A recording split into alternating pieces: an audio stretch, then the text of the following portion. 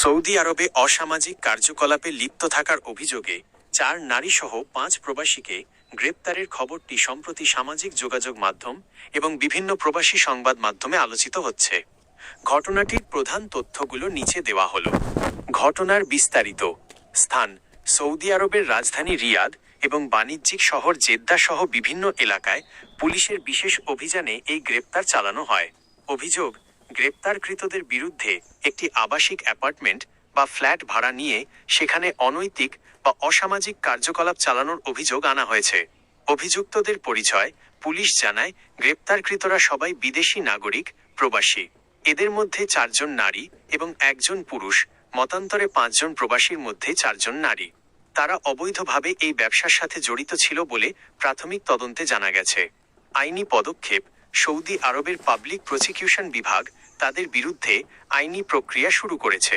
Saudi আরবে অসামাজিক কার্যকলাপ বা জননিরাপত্তা বিরোধী অপরাধের জন্য কঠোর শাস্তির বিধান রয়েছে। সৌদি প্রশাসনের কঠোর অবস্থান: সৌদি আরব বর্তমানে পর্যটন এবং উন্নয়নের দিকে মনোযোগ দিলেও সামাজিক শৃঙ্খলা রক্ষায় তাদের জিরো টলারেন্স নীতি বজায় রেখেছে। মেসেজ সেন্টার ও আবাসিক ফ্ল্যাটে নজরদারি: সম্প্রতি জেদ্দা ও রিয়াদের বিভিন্ন বিউটি পার্লার, মেসেজ সেন্টার এবং আবাসিক এলাকায় পুলিশি টহল বাড়ানো হয়েছে যাতে কোনো অনৈতিক কাজ না ঘটে। জননিরাপত্তা বিভাগ নতুন গঠিত কমিউনিটি সিকিউরিটি ইউনিট এসব অপরাধ দমনে কাজ করছে। প্রবাসীদের জন্য সতর্কতা: সৌদি আরবে বসবাসরত প্রবাসীদের জন্য এই ধরনের ঘটনা একটি বড় সতর্কতা। দেশটিতে নিচের কাজগুলো কঠোরভাবে নিষিদ্ধ: 1. অনুমতি ছাড়া বা লাইসেন্সবিহীন কোনো ব্যবসা পরিচালনা করা। 2. নারী পুরুষের অবৈধ মেলামেশা বা অসামাজিক কাজের আস্তানা গড়া। 3.